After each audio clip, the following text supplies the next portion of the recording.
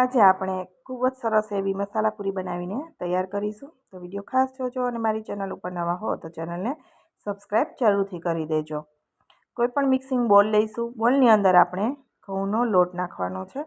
તો 2 કપ ભરી અહીંયા હું ઘઉંનો લોટ લઉં છું. હવે ઘઉંના લોટની અંદર અહીંયા આપણે મસાલા કરીશું. તો પૂરી છે રેગ્યુલર આપણે સાદી બનાવતા હોઈએ છીએ, પણ મસાલા પૂરી છે એ આપણે ચા સાથે ખાવા માટે બનાવીએ છીએ. તો એકદમ ટેસ્ટી એવી બનીને તૈયાર થશે. તો એના માટે હળદર, લાલ મરચું પાવડર, તીખાશ જોઈએ પૂરીમાં એ પ્રમાણે મરચું લેવાનું.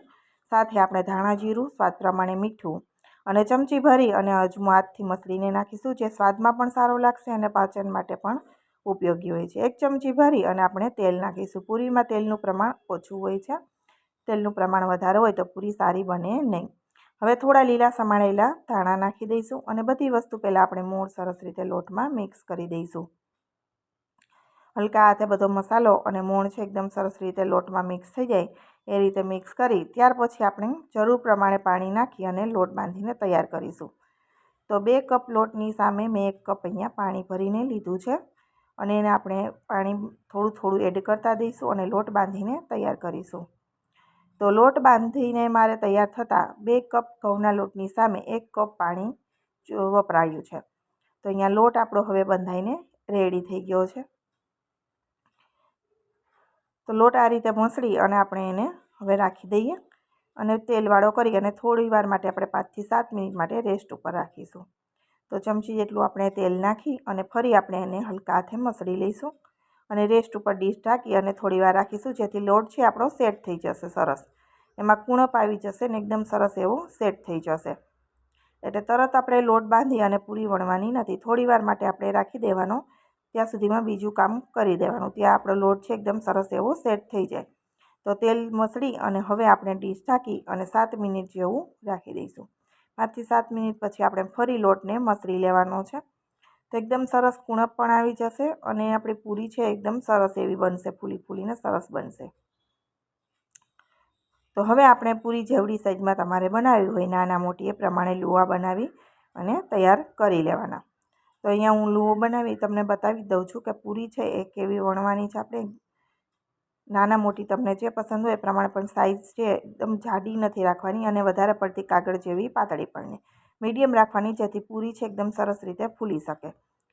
તો અત્યારે આપણે રોટલી તમે દબાવી પણ શકો, મશીન હોય તો દબાવીને પણ પૂરી સારી દબાવાતી હોય તો દબાવી દેવાની, નહીંતર આપણે હાથથી આ રીતે વણી લેવાની. અને વધારે પડતી પાતળી નહીં અને એકદમ જાડી નહીં, એ રીતે રાખવાની છે. આ રીતે બધી પૂરી છે એ વણીને તૈયાર કરવાની. તો 4 થી 5 પૂરી વણી અને આપણે તળતા પણ જવાનું અને સાથે વણતા પણ જવાનું. તેલ છે એ મેં સાઈડમાં ગરમ થવા માટે અત્યારે રાખી દીધું છે.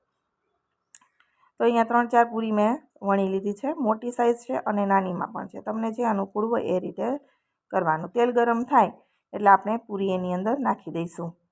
તેલ સરસ પૂરીમાં ગરમ હોવું જોઈએ. જો તેલ તમારું ઓછું ગરમ હશે તો પૂરી તળતી વખતે તેલ પી ગઈ હોય એ રીતે બનશે અને બરાબર પ્રોપર ફૂલશે પણ નહીં. એટલે તેલ એકદમ સરસ ગરમ હોય ત્યારે જ એને તળવાની, જેથી એકદમ સરસ ફૂલીને ભટુરા જેવી થઈ જશે. તો એક સાઈડ આપણે જ્યારે નાખીએ ત્યારે ચમચાથી ઉપર થોડું થોડું તેલ નાખી અને આપણે આ રીતે તળી લઈશું. પછી એની સાઈડ પલટાવી દેવાની. એકદમ સરસ એવો કલર આવે ત્યાં સુધી તળી લેવાની. તો આ રીતે હું 2 થી 3 પૂરી તમને તળીને પણ બતાવી દઉં છું કે બધી પૂરી છે એકદમ સરસ રીતે તૈયાર થશે. અને જો તેલ ઠંડુ થોડું હોય તો પૂરી તમારી ફૂલશે પણ નહીં અને તેલ પી જાય એ રીતે થશે અને સારી નહીં લાગે ખાવામાં, પણ તેલ ભરાશે અંદર. અને જો તેલ બરાબર પ્રોપર ગરમ હોય તો પૂરી સરસ બધી તળાશે અને તેલ બિલકુલ નહીં રહે, એકદમ સરસ તળાઈને તૈયાર થઈ જશે. તો આ રીતે મેં બધી પૂરી તળી અને તૈયાર કરી દીધી છે. તમને મારી પૂરીની રેસીપી કેવી લાગી છે કોમેન્ટ બોક્સમાં જરૂરથી જણાવજો. વિડીયો પસંદ આવે તો વિડીયોને લાઇક આપજો અને વધુમાં વધુ લોકો સાથે શેર કરજો. ચા સાથે આપણે વરસાદ હોય અને ચા સાથે નાસ્તામાં ગરમ ગરમ પૂરી ખાવાની મજા આવે. તો એકદમ સરસ આપણી ગરમ ગરમ પૂરી બનીને તૈયાર થઈ ગઈ છે. ફરી મળીશું નવા વિડીયો સાથે. આવજો.